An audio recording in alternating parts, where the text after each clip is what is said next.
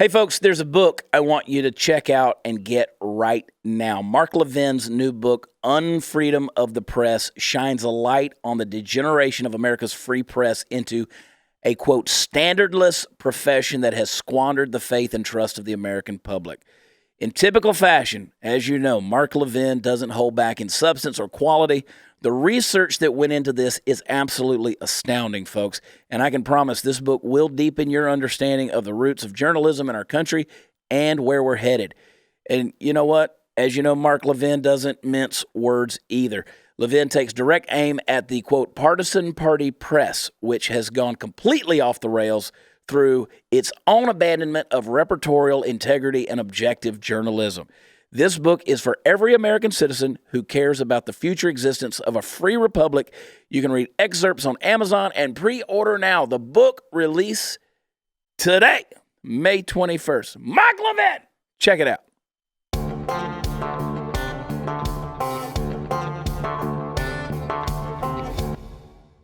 Hey, everybody, welcome to another episode of the Chad Prather Show. Good to be with you back in Studio 22. As always, we are coming to you right here on Facebook, YouTube, and anywhere podcasts are offered. We hope that you are watching by the hundreds, tens of hundreds of thousands. I don't even know what that is, Puppet Master. Millions of people. It sounds great. I was a little disappointed, though. I was watching Monday's episode, and like, it came out, a lot of people watched it, but they weren't watching it live. They were watching it after the fact. So, again, we're encouraging you, go to YouTube, watch it there, go where podcasts are offered, subscribe, download. Hey, leave a review. That's a fun thing to do. We only take 5 stars because we don't believe in 1 stars. We're all about the winning here. So somebody asked me this morning on social media, they sent me a message and said, how long has your YouTube channel been pulled down? And my YouTube channel has not been pulled down. What we've been going through, and I've talked to you, if you watch the show, you know we've been going through this. For about the last 4 months, we've had another page out there that's been ripping all of our content, posting it on YouTube, getting a lot of views based on the counts. And I appreciate you trying to get the message out, but that doesn't help us because it gets people confused. And then all of a sudden, so our legal had to actually pull that account down. And I hate that the person lost their entire YouTube channel for stealing, but that's what happens when you steal things. It doesn't help us. We're in business here. We're trying to do things. We're trying to make a living. And whenever you're ripping our content that we work so hard to create and you put it on another channel, it doesn't help. Do it the right way. Share the link or share the actual post. That's the good thing to do. That's the right thing to do. Ripping it and reposting it as your own, not a good thing to do. Come on, folks. There is still some form of ethics, I hope, left in the social media world. Party foul, Steve. In other news, I got my YouTube channel shut down this weekend. I don't know what happened. What a jerk. What a jerk. It probably was you. It probably was you. Never know. And look, I read the channel. I mean, I saw their description and stuff. I think they were a supporter. I think they were somebody that were really, in their own misguided way, trying to help by getting that out there. But they were ripping all of my stuff, John Miller's. I mean, they were ripping everything. They were going back years and ripping stuff off. And also, by the way, if you get a request on Instagram from me and there's not a blue verification check mark, it's not me, okay? I don't need 30,000 people sending me a screenshot saying, is this you? Did you send me? I had a lady, and I've told this story, that this lady got scammed out of $25,000 that she thought was giving to me. And that's a shame. That's sad. We say that tongue-in-cheek, but I'm not ever going to ask any of you for money, not for me or anything else personally. It's if we put a charity out there, that's one thing, but check out the charity nonetheless to make sure you're not getting scammed. Speaking of charities, my favorite one of my favorite ones, I have to say that because I'm on the board of a couple, so but one of my favorite ones, Mighty Oaks Foundation. We got our buddy Chad Robichaux back in the studio here today. Yeah. This feels like I just saw you. We did. Awesome to be back, especially so quick. I'm going to keep bringing you back, too, because we had a great response to that episode with talking about the Mighty Oaks Foundation. I went that day, joined up, became a monthly donor, and I said, I don't care what goes. I just want to be a part of this. It's a phenomenal thing. I was talking about it this week. This past week we were on the road, and we ran into some people, and we got to talking about it, and I said, let me tell you about this great organization and what they do, and, of course, it was Mighty Oaks. And it's just a phenomenal thing. So over the last few weeks since I've seen you, I've just been trying to get conversant in how to be a good evangelist for you guys. You know what I mean? So it's I'm impressed. I'm impressed. I tell you that the show, it was a hit on our side, from the program side, because one of the reasons I like to get on shows, one of the reasons I do public speaking, is to go out and broadcast the message of hope and restoration and a new purpose for these warriors who have done so much for our country. And being on a show like this, we don't know what all the results are going to be, but I always say if even one person hears it, goes, registers, come to the program, and it saves their life, then it's worth my time to do that. And I can tell you that talking to Brandon Kunith, our national programs director, who tracks when I do events and in the results, we had a very large number of people signing up saying, "Hey, I heard on the Chad Prather Show," and Prather. I don't care. Yeah, you can kill me, so you can say anything you want to say. My father says Prather. Used to say Prather, but yeah. I don't care. Well, Brandon said Prather. I told him it looks Prather, like Prather, so it's forgivable. I don't ever correct anybody. But we had just a bunch of guys sign up to come to the program, and that's just, man, it's awesome. So I'm glad to be back. Thanks for your wanting to lock arms and partner with us. And I know we're going to do it so many ways. It's going to be fun. So we've started out. You sent us. I said, "Hey man, send me some of your collateral materials. Send me some folders, some brochures and stuff." Man, all of a sudden the UPS driver, my little doorbell camera was just ding, ding, ding, ding, ding from the UPS guy coming, and there was tons of pamphlets, there was tons of little books, and your book that you had written, and I appreciate that. I mean, because sometimes people get a little stingy with that, but we see so many people out on the road doing these live shows that we wanted to get the message out, and so now we've got them. Party Foul's got them out at the merch booths and giving them away to people, and we're talking about it on stage, and it's just a phenomenal thing. So Thank you. It's important. It matters. Yeah. It matters. And I'm trying to think what all I've done since I saw you last. So while I'm thinking, I'm going to just, for those of you who didn't see the last time Chad Robichaux was on the show, he told his story. Encourage you to go back and get it. It's a powerful, powerful story and testimony of just grace and redemption. But Force Recon Marine, 8 deployments in Afghanistan, comes home. Hating life. Fall on my face, big time. Yeah, decides to become a MMA champion, whatever. Yeah. In your spare time. He's bored. Yeah. Something to do. Yeah. Goes crazy in his mind like men tend to do, and God uses your wife in a very redeeming way, and you guys have turned this thing into so many great, great outreaches, not the least of which is Mighty Oaks. And I'll go ahead and say, and I'll say it many times, MightyOaksFoundation.org. How have you been? First of all, I want to tell you, since I saw you last, I went and got a little more ink, got a little bit, put that right there. Did I inspire you? You got a little bit more to go. You did, because okay, so I'm here, I'm across the chest, I'm on my back, I'm on my ribs, and I was up here. I wanted to come down here. Take it off. And I'm not taking anything off, Natalie. All right. And so anyway, I finally I was like, I'm gonna go find a guy, because my guy moved out of town. I couldn't get any more ink because I couldn't find an artist that wanted to do work. And so I found this guy, Mansfield, Texas.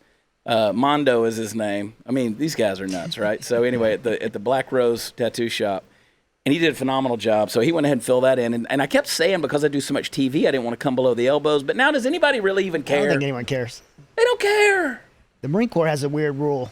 You could do your whole forearm, your whole upper arm, but you can't have this 2-inch band around your elbow. Really? Isn't that weird? Yeah. So you sort of have that on your right arm right there. Yeah, not by intent. Not by intent? Yeah, because back in when I went in the Marine Corps, guys were looked like Japanese, like full body. Koi fish all over their rear ends and everything. Crazy. I mean, the Marine Corps has some rules on tattoos, which I don't know. Some of the best Marines I've seen are. So the last time you, around edges. Well, listen. Well, I'm thinking. Look, it's party time, Mom, and my mother's going to get mad. I saw my mother a couple of weeks ago. We did a show in my hometown, which I encourage everybody. If you didn't see last Wednesday night's episode of Humor Me on Blaze TV, and you're not on Blaze TV, go to blazetv.com/humor and get that thing. I did a full episode, just me and my mother. It's the best episode for me personally, for obvious personal reasons. But my mother should have her own show. She's a nut, dude. So she's giving me a hard time about my tattoos and stuff. Right. And because I came in here, my father, who passed away March, was a year ago. I put his first and middle name in there. The Eagle's holding the banner, but he's also holding his Corps of Engineers banner here. I still don't have the color on it. I got to go back in June. So she was like, he would have liked that. He would have killed you for getting it, but he would have liked that. And so anyway, mothers never stop being mothers. It's all good stuff. But anyway. So anyway, how's Hunter doing? Speaking of being mothers and fathers, your son, you told us he's deployed now. Yeah, and speaking of mothers, I feel like the mother right now. My wife's handling it like a champ, and which really redemptive for me, because I remember I used to get when I would deploy, like some of these wives would be like crying and holding their husband before they deployed, and my wife was like, "Yep, see you when you get back." I used to be like really like bitter, like, man, I would think in my mind, like, what, she didn't love me? Like, what's the deal? And now I'm getting to see her. She loves our son. Like, she's the most amazing mother in the world. And she's like, has this like contentment to her. And so actually it's redempting for me. And then I feel like a total sissy because I'm like laying up at night, like, oh my gosh, just terrified that my son's in Afghanistan and a place that I've been too many times. Yeah, I know too much. Yeah. That's probably the problem, is I know too much. But so how he's doing? Great. Me? I'm still, it's not easy, but he's doing really good. He's enjoying it. He's getting to do some pretty cool stuff, some stuff he trained really hard to do. And he, since I shared a picture with you, texted you over a picture. He was rolling out in their first mission off base, doing patrolling. And U.S. forces are not doing a lot of patrolling and stuff right now. It's mostly the ANA, Afghan National Army, and he's assigned to the Georgians because of his job. So he's an Anglico, which is the Air Naval Gunfire Liaison Company, and so he's a forward air controller calling in, air support, air strikes, and things like that. So he's embedded with the Georgians. Him and 5 other Marines are embedded with the Georgians. Because you were texting me, you're like, "Hey, dude, prayers up," and I'm like, "I'm praying, bro." Yeah. Because we had just been talking about Hunter. I told Steve, we were on the road. I said, I forget even what brought the conversation up. I think it was that movie we were working on about Marines, and I said, I need to reach out to Chad and see how Hunter's doing. And that next day, you texted me and you're like, "Pray," and I'm like, "I'm praying." You were like, "Seriously, dude, pray." Like, here's a picture of him, pray. Like, I promise you, I'm praying. I'm praying, Chad. Don't come for me. I'm praying. I mean, but our hearts are with you, dude. I can't imagine. Yeah, I feel like I was telling this a lot of people that I just feel like I'm kind of holding my breath. Yeah. Because again, I just know too much. But man, I have extreme amount of faith. And man, I love my son, but as a person, as a believer in God's provision for our lives, I believe that God loves Hunter more than I ever could, and He could protect him better than I ever can. And so he could get hurt back here and back home and car accident and anything. So and I have an extreme amount of confidence in him and who he is as a young man. Even despite like any physical harm, like what he might see or participate in, how it might affect him. He's just he's just got such a strong spirit and joy, and he's really got a strong relationship with God. So I'm pretty content in like how the deployment might affect him. Yeah. I think instead of like, setting him back in life like it did for me, I think it'll grow him, and this experience will be really good for him. I always, because I got 5 kids, and I'm always thinking about that exact same thing. Is like, if like I'm on the road, I want to protect them all the time, and I want to be right there with them, and I'm not afforded that opportunity, especially the older they get and they become more independent.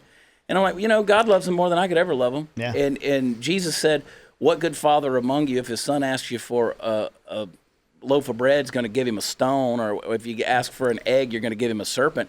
And I always took away from that God's never going to give you anything useless, a stone, or anything dangerous, a serpent. And in all of those things, He's going to give you stuff that's useful and is good for you. And those are the kind of things I try to remind myself of. And we don't have any understanding of God's economy and our path and destiny. He took you down one road. Hunter may come back the most positive experience ever in his life. I mean, look at Party Foul Steve. I mean, this guy right turned here. Out okay so far. I wish you had turned out okay. Golly. He's got the best haircut on the show. It's great. It's fantastic. It's not a mullet. He's got to make sure and tell everybody that, He's saying that because somebody just asked me that on social media. Everybody always asks if it's a mullet. If it's a mullet. Stop wearing a hat. Yeah. I thought it was attached to the back of your hat, like one of those you get at the carnival.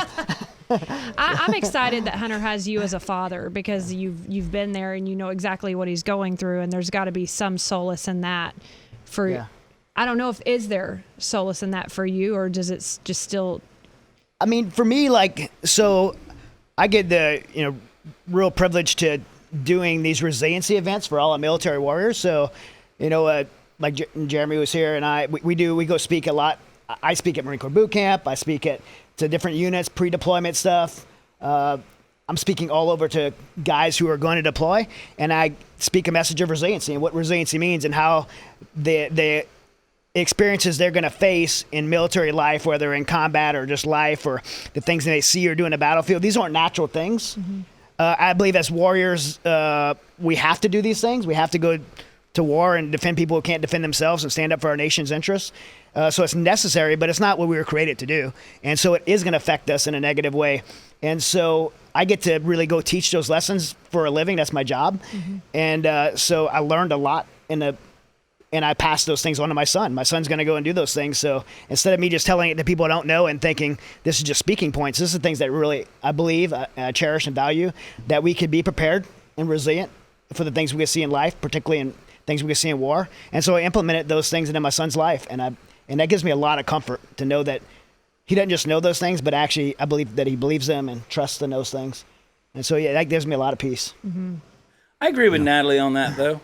I mean, that's the beauty of generational, being able to pass down, the generations. Like, we go back to the Bible. The Bible says that a righteous man leaves an inheritance to his children's children. And we think of that in terms of money. It's not about money, although it can be that, but it's that spiritual inheritance as well, and passing down something. I mean, you took a lot of the speed bumps in the rough road that now you can pass that on to your kids, and they don't have to. Now they may choose to, but they don't have to. And they're going to go through their own bumps, pass it down to their kids. So, yeah. And again, I look at Steve. Look at Steve. Just look at him. I mean, he is the epitome of. Introduce us to Jeremy over here, Chad. He's sitting over here looking all handsome, and we just keep ignoring him. That's all right. I get ignored a lot. It's okay. I'm just having fun watching you guys. Yeah. Introduce us to Jeremy. Yeah, well, Jeremy Stalnecker. I want to get to work with Jeremy, but he's also best friend in life. You get people that get brought into your life, and I think God has a great way of orchestrating things like that. And Jeremy and I are probably completely opposite, which is why he's does such a good job running our organization. So he's the executive director at Mighty Oaks, right? And has just incredible experiences that he brought to our organization. He was the infantry platoon commander in Iraq and his platoon led the invasion from Kuwait to overtake one of Saddam's main presidential palaces. Amazing. So I want to ask a question right there on that. So Jeremy, I've always wondered, when you guys go in there and invade and take over these palaces, like, what do you find when you go in there? Like, I would think, this is the way Steve and I would think on the road. Like, if we go in and take over a palace, we're staying there for at least 6 months. Like, we're going to chill in the palace and hang there. Like, no, y'all go out there and take the streets. We got this. We're holding down this fort. Yeah, so we ended up at the palace. There's 2 presidential palaces in Baghdad. There's one near the airport. That's where Saddam lived. There's the one that we took, was on the Tigris River, which is where his sons lived. 12 acres, beautiful, as you can imagine, palace on the Tigris River. Extremely ornate. It was all fake, but it was ornate. Really? It's all fake? Main building, we dropped a 2,000-pounder on before we got in, so not a lot of resistance and not a great place to hang out. We lived in his rose garden for two weeks, so that was fun. You can imagine what a bunch of Marines would do at the palace and in the rose garden and the surrounding areas while we were there for 2 weeks, kind of letting Saddam know, even though he wasn't there, how we felt about him. But it was. Hey, watch while I fertilize your rose bush, exactly, Saddam, and some of your rooms. But it was a good. It was a good time for sure. Great experience, and it was the Battle of Baghdad. Getting into Baghdad was a 12-hour fight. We had over 70 casualties, some KIA. An incredible battle that we didn't expect the night that we rolled in there. But once we got there and we got settled, for us, the fighting stopped. And later on, it would start again. But, yeah, pretty incredible experience. Yeah. Yep.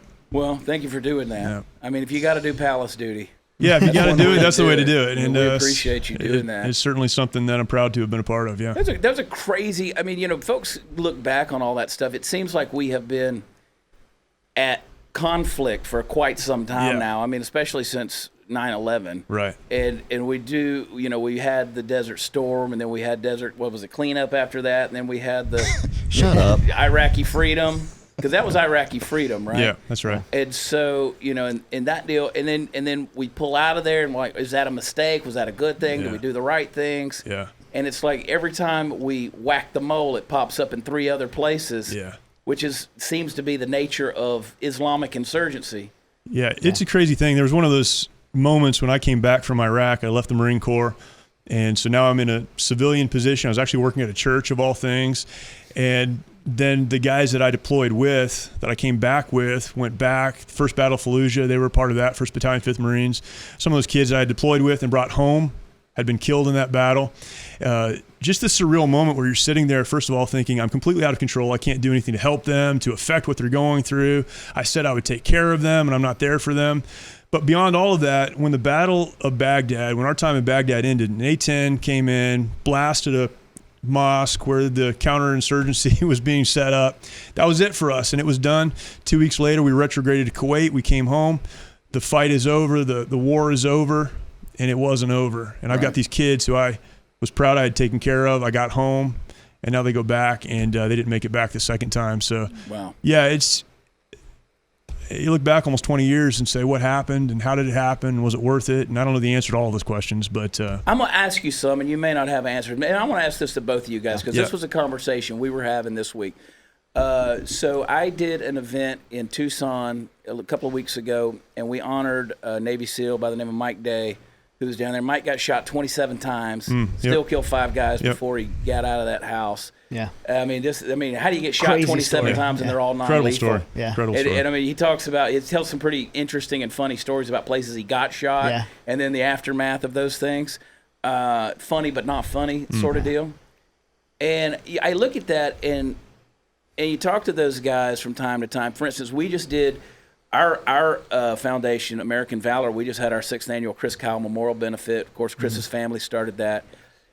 And I was sitting in there with 1,200 guys and gals, and I'm like, I said, I'm always nervous in these rooms because everybody in here has either been shot or blown up. They're all missing a leg or something. I know they could take it off and kill me with it, and they're all of such good humor about it, and there's such a good story behind everything and just a testimony with it.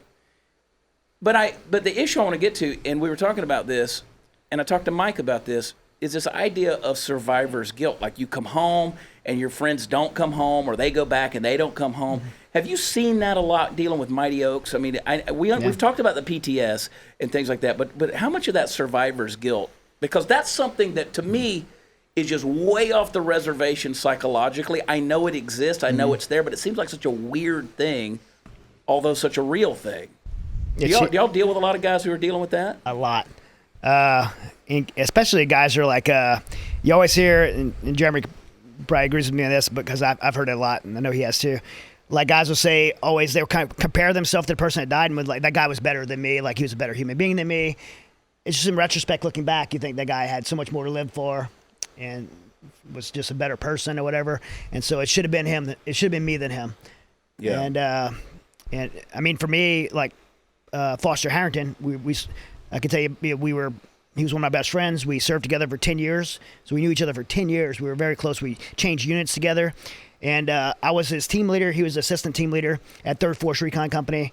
We got activated to deploy to Iraq. And after we got activated, I tried out for this task force, JSOC task force that I deployed with. And because I got accepted, I didn't go to Iraq with him. And so he took the spot as team leader. Within a month in Al-Anbar province, 2004, he was shot and killed, single shot through the head. And I remember when I found that out, I was like, that was supposed to be me. Like I was a team leader, I should have been in the exact same step. My feet should have been in the same place his was. I should have been the one. That's how I felt, and I've seen it so many times with guys coming through Mighty Oaks. And Jeremy, I'm not sure how much you've seen that. But. Yeah, it's part of the conversation. Often, sometimes you don't know if that's part of the conversation because this is why I want to feel bad. This is my excuse for the way I'm behaving, or if it's real. Right? I know that when I was sitting in an office with guys I was working with at the church, I heard about a couple of the kids that I had served with that were killed, and I was overwhelmed, just so helpless. And I shared that with the guys that I was working with at the time, civilians, and they're like, "Oh, well, that's terrible." Anyhow, so the next thing on the agenda is, and just moved past it, no understanding, and they couldn't understand, but. There was a feeling of guilt for sure in my heart there. But I think you can handle that one of two ways. You can either feel guilty about it, you can let that push you down a road you shouldn't end up on. You can spend the rest of your life thinking about why did it hit the guy standing next to me instead of me, the randomness of combat and war. Or you can do what we do at a Memorial Day weekend and say, the reason Memorial Day is important is because instead of feeling bad about what didn't happen to me, I can celebrate the fact that there are young people who are willing to pay the ultimate price, who are willing to sacrifice their lives, who are willing to stand in the gap when no one else will, et cetera, et cetera. And I can be proud of that, and I can celebrate that, and I can rejoice in that. And survivor's guilt, I think, is a very real thing. Psychologically, I don't understand all of it, but that conversation is one that happens often. And I think getting past that is you have to understand the person who died doesn't want you to feel bad about that for the rest of their life. What they would say if they were standing here today is start living your life, do something important, make something happen. And so, yeah, it's real, but you can move past it if you're willing to do that. Yeah. It's a great message for Memorial Day, but it's a message like that we get to say like in those moments when people are struggling with that. And again, Memorial Day is coming up, so it's a great message for everyone. But when I'm talking one-on-one to a guy that's struggling with that, it's like, hey, you might think you should have died and they should have lived, but that's not what happened, and you're here. Right. So how about instead of mourning them and kicking the ground as you move forward in life, how about living for what they died for? They died to stand up for others. They died for freedom. They died for the ability for other people to live their life. They died for a cause that they believed in. I think of guys like Foster Harrington, and Foster Harrington actually believed in his job and what he was doing and liberating people that couldn't defend themselves and the cause of freedom. And so it's like Lieutenant Dan, man. Live for that, right? It's like my grandfather died. My dad died. I was supposed to die in this thing, you know?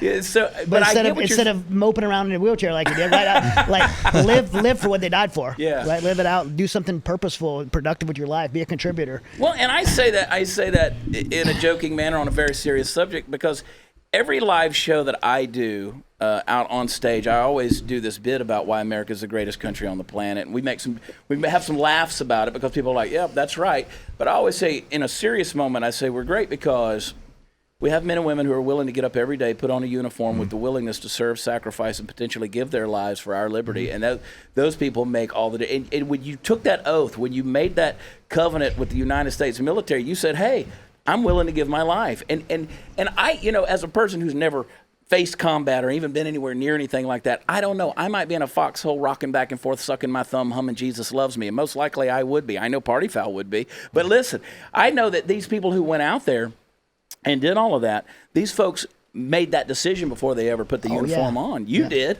Yeah. And I always encourage the folks who deal with the grief and things like that as they're coming in, even if you were never in the military. Right. There are folks who deal psychologically with so many of these different grief aspects. For sure. Yeah. I met a guy flying here yesterday. I seen his sweatshirt on, 3rd Battalion, 5th Marines. And right away when I seen his sweatshirt, I asked him, hey, were you at 3-5?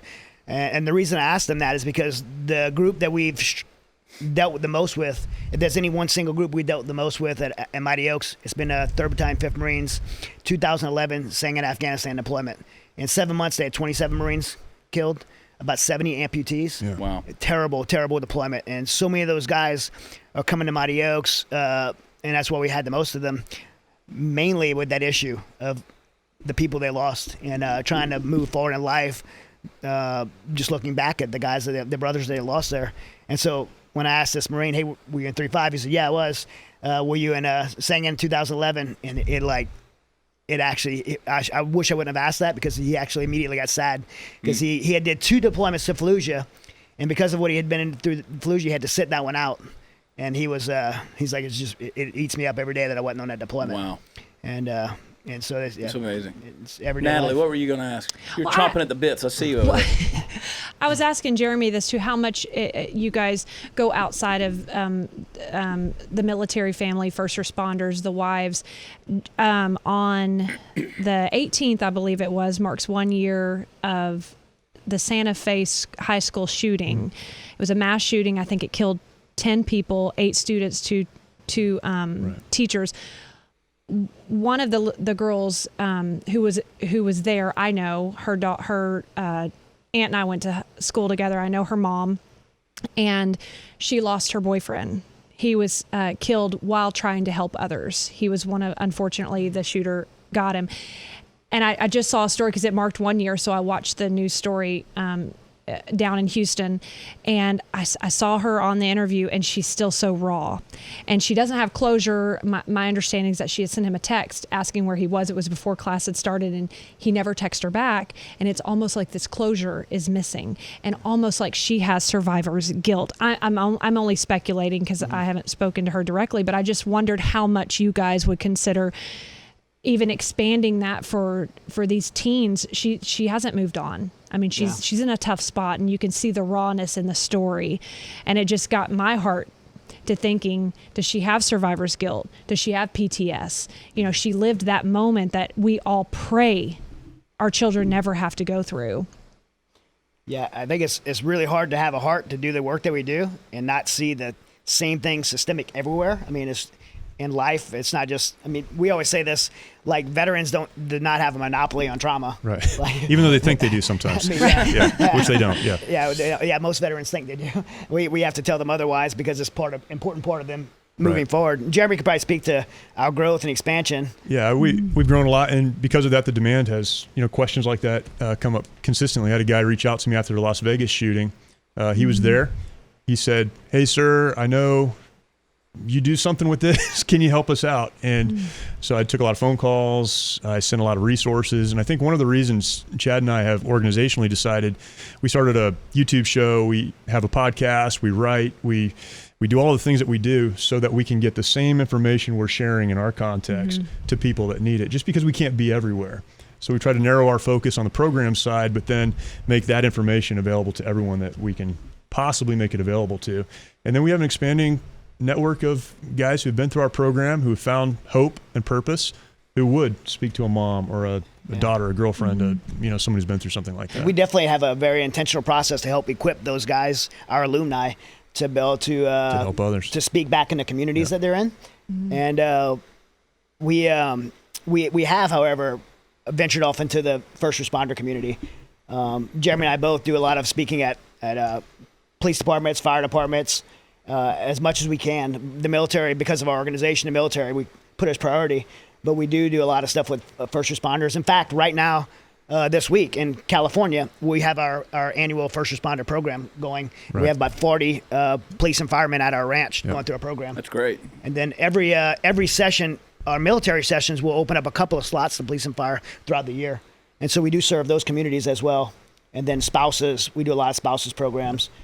And we speak, I speak most every week. I'm speaking somewhere. Well, because I would say that those moments in these mass shootings, they're getting a glimpse into a war zone. Yeah. I mean, for that moment, obviously, it's not something that you saw. And they're not prepared for that. And they're not prepared. Right. Definitely didn't sign up, for that. And so I could say, just watching her face melt on camera, it just ripped at my heart. So I appreciate you guys even expanding it further. And the message is an interesting one. I was telling Chad, I was at an event this weekend, it's a resiliency event for the Air Force.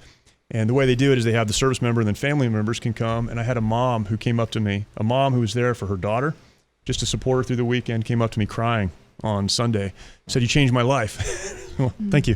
What does that mean? And she said, "Well, my perspective on all of this is different, and the way I need to live my life is different. The things I've been hanging on to is different." She came for the service member, but heard the message delivered to the service member and said, "That's for me." And I think we've experienced that many, many times. I remember the first time I spoke, because I never wanted to get into public speaking. It just wasn't a desire of mine. But I got thrust into it by demand. And first time I spoke at a church, I came off the stage and people were coming up to talk to me.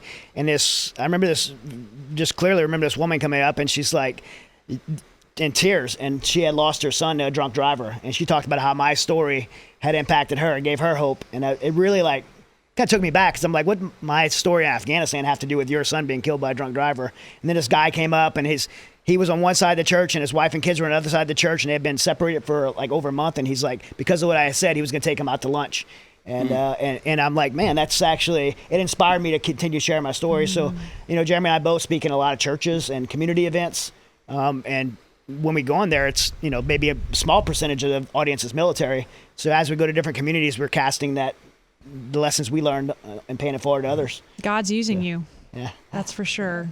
One of the beautiful things that Mighty Oaks does, and again, mightyoaksfoundation.org, make sure you get the S in there, Mighty Oaks Foundation. Oaks. And so the beautiful thing is how specialized you guys are, and you're multiplying yourself in a big way, as you were just describing. But you guys are so focused because you have warriors coming in who are being ministered to and worked with by other warriors, people who can relate, who are touched with those infirmities. And I will remind everybody, as we've talked about on the other episode, if somebody needs to go to Mighty Oaks, this is a tuition paid for thing. Yeah. That's why it's so important that you donate and give, and you go and become a person that donates on a monthly basis, even if it's just $25 a month. I mean, just skip going out for a meal and pay that once a month.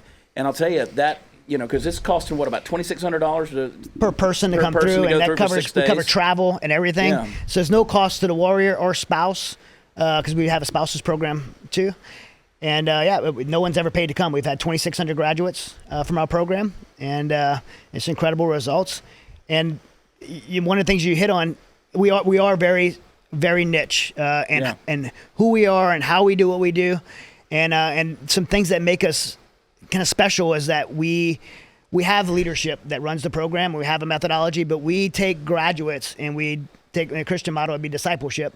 We disciple them to be able to pay for what they learn. So they go through a process, averages about 6 months, and they get in a position where they can pay it forward, and we give them the opportunity to do that in our program. And so when a warrior comes to Mighty Oaks, they're not sitting across from a clinician or maybe even some older person in life that's a couple of generations removed that has a lot to offer them. There's a lot of value in that, but they're peer-to-peer. And that's why guys come. That's why they trust the process. And ultimately, that's where we're able to knock down the walls and connect with them on a one-on-one peer-to-peer level. So warrior to warrior, you don't have to be a combat veteran to come to the program, but to be a leader in our program and teach classes, you have to be a combat veteran.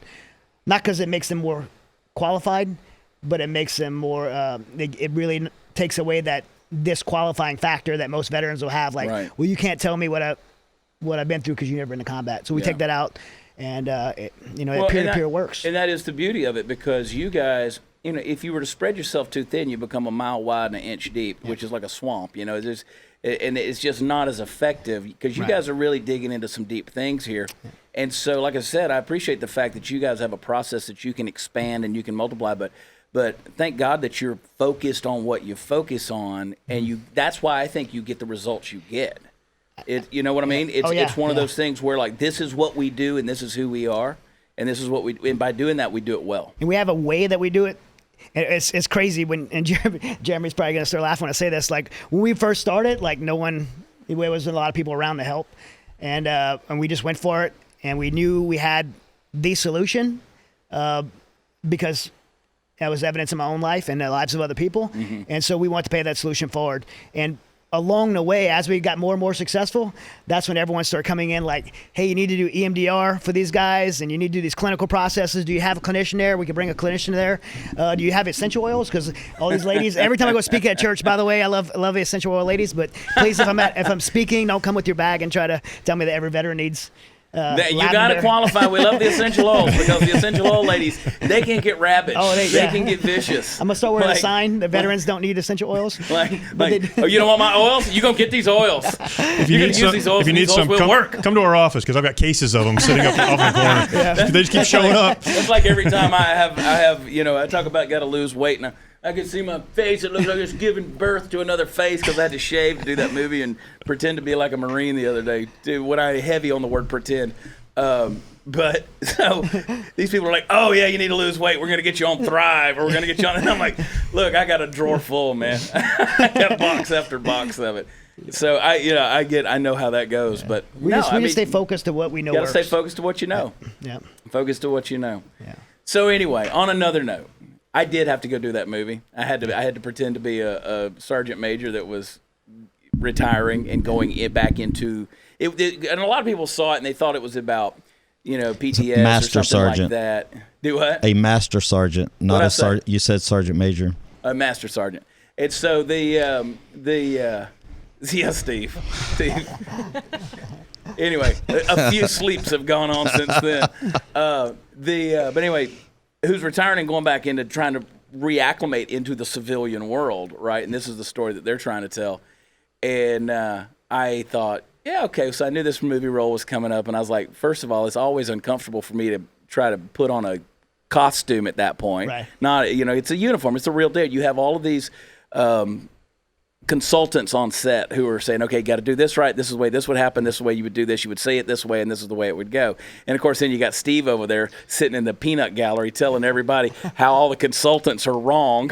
Well, it's 25 years difference in our span from when they're in versus me. I'm like, a lot has changed in 25 years. Yeah. And I'm like, okay. So you back to that privilege that these military guys feel. I don't know what's wrong with you guys. Once you came out, you're experts on everything. Oh, yeah, Everybody for sure. only does it one way. Yeah, that's true. It's funny, someone could spend a short 4-year window of their life and some like the Marine Corps, and it really changes how they view everything else for the rest of their life. Everything.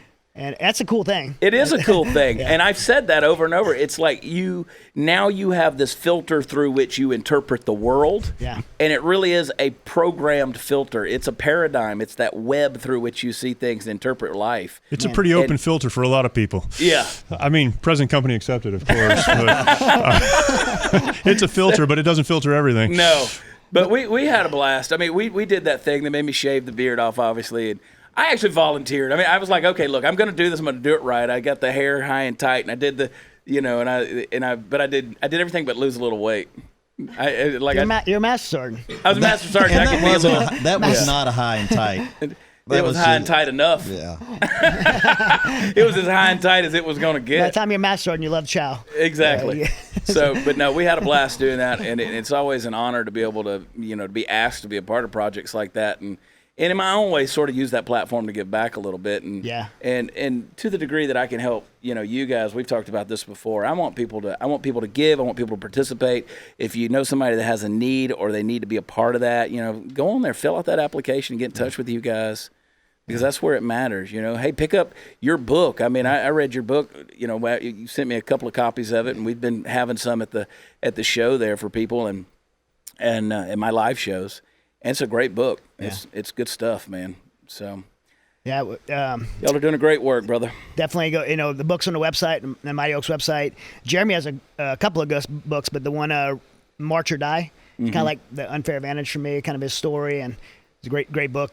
Got to get you a copy of it too. Yeah. But hey, for the listeners, man, Chad is not just all talk. Like, I mean, remember right after the show, you're like, hey, what can I do? I'm like, I'm going to call you on it. And we having a gala coming up. Do you want to MC it? And you were like, I'm in. You even said, I'm coming right back from another trip.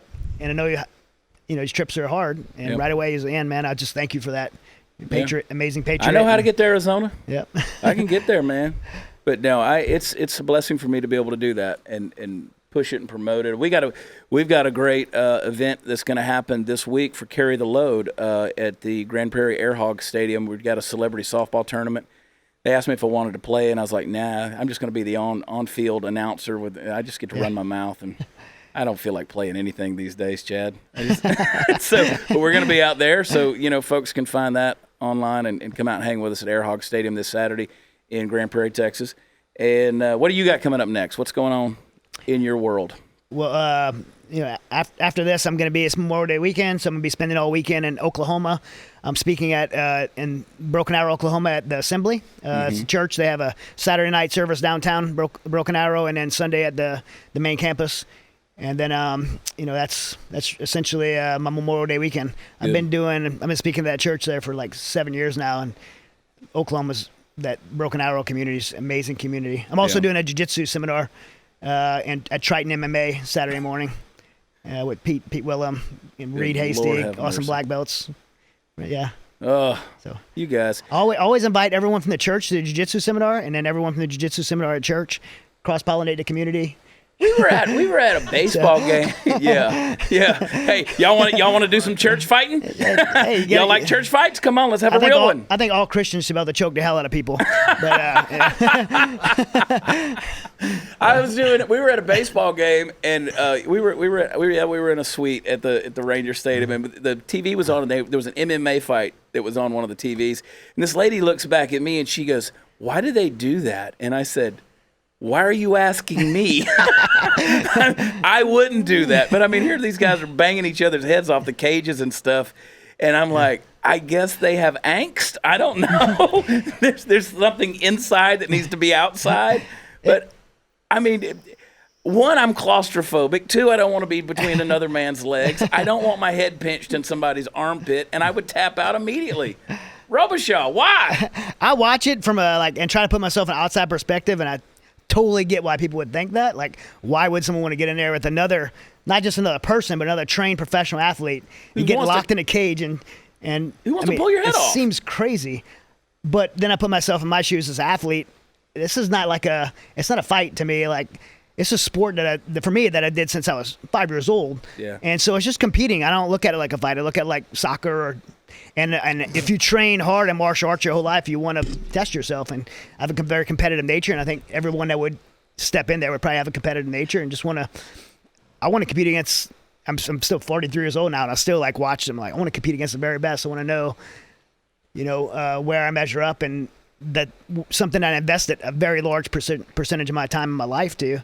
And it's just, I'm 46 and I'm okay with them being the best. I'm completely content with someone else being the best. I'm going to compete. I'm retired from MMA, but I'm competing this year. And in August, I'm going to compete in the IBJJF Brazilian Jiu-Jitsu World Championships. And I still want to get out there and see what I got. Sweet, merciful Lord. Jeremy, final words. How can people help? A lot of ways people can help. This is a big one. Let other people know what we're doing. Obviously, supporting through donations is important. That's the thing that keeps me awake at night, is paying for everything. But we've had great donors and continue to have that. And I think probably the biggest way people can help is to, if they're not dealing with something, let someone that is know about our program and give them that gentle nudge they need to come and hang out with us. 5 days, you got nothing to lose. It doesn't cost you anything. It's good food, activities, around good guys or girls, as the case may be. And we'll have a good time. But, let folks know. Good stuff. Yep. MightyOaksFoundation.org. Go, give, participate, do everything you can. Help these guys because you're doing a great thing. I appreciate it. You guys are like a family to the podcast now. Thanks. Your brother's here at Studio 22. So thanks for coming in. Thanks for making the trip over. And we got to get you out of here because you got to go be on another show. Yeah. Anyway, for Chad, Robichaux, and Jeremy, listen, check out the website. Remember, don't start YouTube channels that doesn't have your content on it. We have legal, and we will come for you. Okay. Party foul, Steve. We will come for you. Go to watchchad.com. Find me out on the road. We're about to announce a whole slew of new dates for the remainder of 2019, and we want to see you. We're just having too much fun, and it wouldn't be fun without you. So we love y'all. God bless. We will talk to you next time. Bye.